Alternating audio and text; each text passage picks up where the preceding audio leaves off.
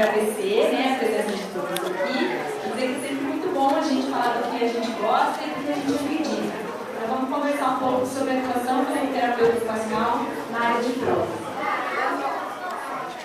O indivíduo ele pode representar uma capacidade física decorrente de diversas patologias. Então existem as patologias congênitas, que são aquelas que vão interferir no desenvolvimento da criança. E aí também tem as patologias que são as adquiridas, que vão interromper uma parte da vida desse indivíduo. Tá? São essas patologias que acarretam alterações que podem ser limitantes durante todo o processo de reabilitação e vão interferir no prognóstico e no grau de independência. Essas alterações elas podem ser desde deformidades, dor, alterações de sensibilidade, alterações no equilíbrio. A terapia ocupacional ela vai visar favorecer o máximo de independência e autonomia desses indivíduos. Vai tentar buscar e criar estratégias que vão incentivar que esse indivíduo ele continue agindo sobre o mundo. E vão tentar sempre fazer transparecer suas capacidades e suas potencialidades. Então foi uma coisa que foi muito falada aqui. Então a gente nunca deve focar o nosso trabalho na deficiência, e sim naquilo que a gente consegue fazer do nosso modo de fazer, do jeito diferente de fazer. Como o próprio nome já diz, da terapia ocupacional, nós trabalhamos com ocupação humana. E o que são essas ocupações humanas? São todas as nossas atividades do dia a dia. Eu separei 3 grandes áreas de desempenho, que eu acho que são as principais que o terapeuta ocupacional atua. Então, a primeira área de desempenho que eu coloquei aqui são as atividades de vida diária. Nada mais são que nossas atividades do dia a dia, de autocuidado, alimentação, banho, vestuário. E as pessoas com deficiência vão ter algumas limitações. O terapeuta ocupacional vai poder atuar também nessa área. Outra área de desempenho, uma grande área de desempenho, é a área de trabalho, as atividades produtivas e de trabalho, que são as áreas, nada mais são desde atividades que a gente faz em casa, né? Então o trabalho laboral também, e também o terapeuta ocupacional vai atuar aqui no trabalho. E outra área de desempenho que muitas vezes a gente esquece, mas que todos nós precisamos, é a área de lazer e diversão. Né? Então muitas vezes a deficiência também vai ser dificultada aqui nessa área de desempenho de lazer. Então quando que esse paciente chega para nós, para a terapia ocupacional? Quais são os motivos do encaminhamento? Então eu acho que o principal deles é a dependência das atividades cotidianas. Então é a dificuldade na alimentação, a dificuldade no banho, a dificuldade na hora de se vestir. Então eu acho que esse é o grande, o principal item do que eles nos propõem. Tá? O treinamento funcional, que pode ser com o uso da prótese ou sem o uso da prótese. A gente sabe que existem muitas crianças que não fazem uso de prótese, muitos adultos que tentaram e não foram efetivos nesse treinamento. Então a gente faz treinamento funcional, então treino de banho, treino de alimentação. Existem muitas crianças que têm um atraso no desenvolvimento neuropsicomotor decorrente da malformação, né? Então, não só pela limitação física, mas o que acontece muito, a gente vê na prática, é que muitos pais, às vezes, por excesso de cuidado, têm a superproteção. Então, acho que vai machucar isso. A gente vê muito na prática. Não deixa de dar oportunidades. A Regina também, tirando foto. Uma coisa que ela comentou na palestra que eu achei super legal é isso, tem que dar a vivência para essas crianças. Quanto mais a gente dá vivência, mais as crianças elas vão ter independência futuramente. Então a gente não pode deixar eles numa redonda, eles precisam vivenciar. Isso é uma coisa que eu queria muito deixar bem claro aqui para vocês. Então quando a gente vê esse atraso, a gente na terapia ocupacional vai trabalhar o estimular, o brincar, que a gente sabe que através da brincadeira que a criança vai desenvolver todo o seu repertório motor, social, emocional. Então hoje ver as crianças aqui brincando é muito legal, é isso que eles precisam fazer, né? Vamos procurar também, principalmente pacientes, né, que tenham uma prótese de membro superior, para fazer o treinamento. É menos frequente prótese de membros inferiores procurar o terapeuta ocupacional, é mais comum o fisioterapeuta, mas quando eles chegam para nós, geralmente é para trabalhar uma questão mais de transferência, de treino de vestuário de membro inferior, mas é menos frequente que a prótese de membro superior. É importante dizer que é necessária uma avaliação criteriosa desses pacientes, né? Sempre pensando na individualidade, nas peculiaridades de cada um, né? Considerando cada caso, sempre pensando que cada caso é um caso. Observar a postura habitual desse indivíduo, então como que esse indivíduo anda, como ele se desloca, como ele permanece sentado. Se existe ou não a presença de compensações alterações e de deformidades, como que é a movimentação passiva e ativa dos membros superiores, membros inferiores do tronco, e como que está sendo a função e coordenação unimanual. Lógico que aqui vai depender da patologia. Os nossos objetivos no geral, né, como falei, são peculiaridades, cada paciente vai ter o seu objetivo, mas no geral eu coloquei aqui para vocês que é estimular a função dos membros superiores, treinar e incentivar o desempenho nas atividades do dia a dia, então tornar aquela criança. Eu falo muito de criança porque a minha experiência é pediátrica, tá? Então meus exemplos vão ser muito de criança. Treinar e incentivar então, o desempenho nas atividades de vida diária, monitorar os benefícios ou não do uso de adaptações e próteses, e sempre estimular o brincar, principalmente quando a criança chega novinha pra gente, é uma coisa que a gente precisa sempre estimular. Tem esse papel particular da terapia ocupacional, né, nosso trabalho, mas a gente não pode esquecer que é fundamental a comunicação entre todos os profissionais da equipe. Né? É necessário uma discussão desse paciente, uma reavaliação desses objetivos e muitas vezes um redirecionamento nesse processo de reabilitação. O processo de reabilitação do paciente ele vai requerer uma equipe multidisciplinar e precisa agir de uma forma coordenada, visando os objetivos em comum e sempre tendo como meta não só o paciente, mas os seus familiares. Falando de família, que também tem muita família, né? A participação da família, todo mundo sabe, a Regina falou, né? A Fernanda comentou da família.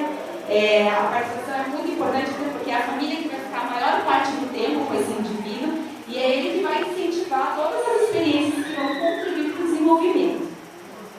A orientação familiar é fundamental na nossa área, isso deve ser frequente. Né? Se a gente orienta essa família, a família vai se sentir mais segura de lidar com aquele filho. Tá? E essas orientações, elas são necessárias também porque a família não subestime e nem superestima as capacidades do indivíduo. Isso é muito importante, né? Deixar isso bem claro aqui. Ouvir a família e o paciente, não só o paciente, a família. Saber dos anseios, das angústias, dos sonhos. Então, isso também é nosso papel enquanto terapeuta. E os pais devem estar aptos para reconhecer quais são as limitações, as dificuldades dos seus filhos, mas principalmente ver as habilidades e potencialidades. Aqui eu coloquei sobre a tecnologia assistiva, tá? Mas é só o conceito, porque agora a gente vai falar um pouquinho só falando da prótese. Então aqui está o conceito da tecnologia assistiva, não vamos estender muito. A gente sabe que muita gente ainda confunde o que é órtese e o que é prótese, né? Na tecnologia assistiva vale a pena a gente comentar aqui que então, prótese sempre a gente vai pensar como substituição de um membro, né? E a órtese ela vai ser um segmento acoplado junto ao corpo. Tá?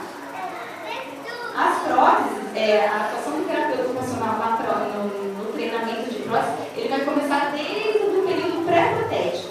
Nos casos de ocultações, a gente vai pensar principalmente como é que está o formato daquele corpo, se existe cicatriz, se existe neurônio doloroso. Vai ser um trabalho também à parte focado com ocultações. Tá? Então a gente vai verificar as condições de colocação imediata ou não da prótese. Tá? Aí quando a gente entra no período protético, a gente vai dar continuidade nos exercícios ativos. Então ver como é que está o amplitude de movimento desse membro, a força muscular, né? Como é que está a movimentação ativa e passiva desse membro. Vamos treinar também o vestir e despir a prótese, isso é super importante. Depois da vestimenta a gente começa a treinar, fazer o treinamento funcional. O que é isso? Nada mais é do que treinar a prótese mesmo através de manuseando objetos, né? Segurando um copo. Nessa fase inicial é comum os pacientes relatarem para a gente o uso, que ficamos coordenados, movimentos exacerbados, né? Porque realmente é muito difícil você trabalhar o treinamento funcional. Então, e depois, conforme né, vai indo ao longo do tratamento, esses pacientes começam a ter mais agilidade, né, com o uso da prótese. E por fim, né, que é o mais difícil, a gente faz os treinos de preensões, né, com objetos de diferentes tamanhos, formas, texturas. Então, sempre lembrar que a gente vai começar sempre com uma superfície plana, com objetos médios, regulares, né? Então, são coisas mais simples. Conforme o paciente vai evoluindo, a gente vê que ele tem esse potencial, né, para evoluir, a gente vai começar a treinar em ambientes, em superfícies altas, baixas, muitas vezes objetos irregulares. Então, a gente vai aumentando o grau de dificuldade nesse treino, para que esse paciente saia o máximo independente possível. Aqui eu coloquei só essa foto, então vou descrever a foto. Nessa foto aqui, então, só para comentar que a gente vai iniciar desde o mesmo treino de sapato. Então, a criança chega de sapato para a terapia, a gente vai ver como que ela tira o sapato, como que ela vai se planejar para ficar de pé, para tirar a prótese. Essa criança chegou para mim com 3 anos e meio, como eu falei, era muito comum procurar em terapeuta ocupacional crianças que não têm malformação, amputação de membros superiores. Membro inferior é mais difícil. Mas ela veio porque a mãe estava preocupada, achando que ela estava muito dependente dela, não estava participando das atividades do dia a dia, acreditava que na idade que ela estava, ela poderia estar fazendo mais, então a gente começou com esse treino, né? Então aqui ela tirando o sapato, tirando a calça para poder retirar a prótese. Esse aqui é um vídeo. E foi muito rápido, né? Porque eles são muito colaborativos, é só você dar a oportunidade de vivência, eles conseguem retirar bem rápido. Aqui tem o outro, né? Tirando o silicone. E essa criança, ela fica em casa sem a prótese, porque ela sente que é muito mais funcional, mas no colégio usa prótese. E aí, quando ela chegava para mim, a primeira coisa era vamos tirar a prótese, porque ela se sentia mais funcional, mais rápida, com mais agilidade. Aqui, então, ela colocando aqui de lado, ela colocando a calça. Veja que a calça, os pais são muito criativos, né? Eles fazem adaptações nas roupas, a fisioterapeuta não precisa nem falar, o próprio pai já faz. Então, essa mãe, ela costurou todas as calças da filha, ela fechou embaixo também, porque tem uma sensibilidade do contato no chão, para não se machucar. Aqui essa foto ficou um pouco escura, mas é só para ter referência do que é um treino de tensão. Então, aqui é o uso da prótese, né? Treino da transposição de objetos de diferentes tamanhos. Aqui o encaixe também, o uso bimanual, o encaixe. E aí a gente sempre ouve falar que tem muitos casos de abandono de prótese. Na literatura, o que mais a gente acha que é o porquê que abandonou essa prótese, né? Então, eles referem o excessivo peso da prótese, a dificuldade no manejo, um elevado custo, a falta de incentivo da família. Então, aí a importância da família novamente também nesse treino da prótese. E nos casos de malformações unilaterais, o desempenho independente nas atividades cotidianas com o uso do membro contralateral é muito funcional. Então, na grande maioria, eles acabam não optando pelo uso da prótese. Então, sempre levar interesse e motivação. Então, pensar na prótese para o paciente, ele precisa ter interesse, ele precisa ter motivação, senão esse treino não vai ser efetivo.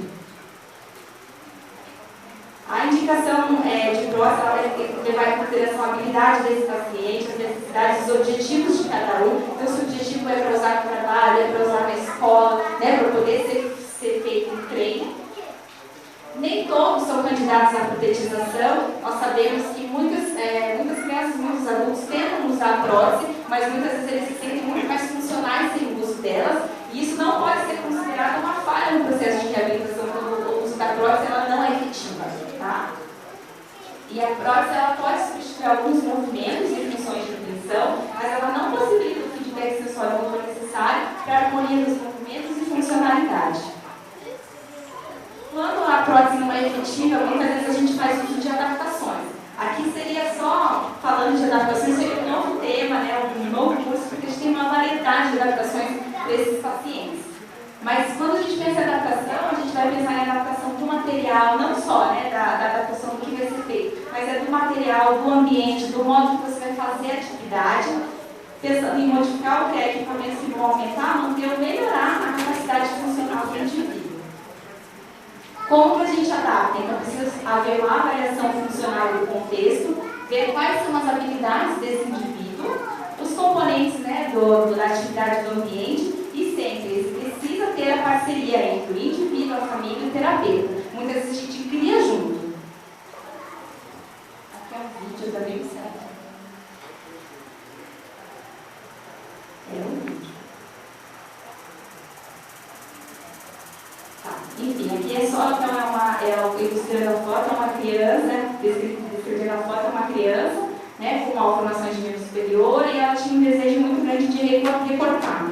E aí foi feito todo o suporte, isso aqui foi quase no final já, né, do nosso treino, e a gente fez essa adaptação, foi feita moldada, né, no corpo, e aí ficou super legal, porque ela queria usar a tesoura como os amigos, então a gente tinha que respeitar essa vontade, e foi o que a gente conseguiu fazer. Aqui era aquela calça que vocês viram, a Lívia vestindo, né, da criatividade dos pais. E eu coloquei, ele está rodando do lado, não sei porquê. Mas eu coloquei para vocês verem a importância então dessas vivências sensórias motoras. Essas crianças elas precisam brincar, elas precisam explorar. É através dessa brincadeira que eles vão desenvolver todo o repertório motor delas, toda a parte de estratégias, né? Veja ali, ela está subindo as escadas, né? Com cautela, isso já foi feito, antes já foi feito, ela é bem ágil. E a criança precisa disso, precisa subir, precisa descer, precisa explorar. A gente muitas vezes precisa colocar obstáculos para elas durante a brincadeira, para ver como que ela vai sair, qual vai ser a estratégia que ela vai conseguir fazer. Deixa que aí ela fica um pouco receosa de escorregar, mas ela já fez isso anteriormente, ela já teve a vivência, ela sabe que ela precisa segurar, né? E sempre treinar um ambiente seguro. Aí é cheio de almofada, ela tem que passar depois as almofadas. E pensar que isso tudo a gente está trabalhando, a habilidade dela, né, o potencial que ela tem, e ela é uma criança, ela precisa brincar.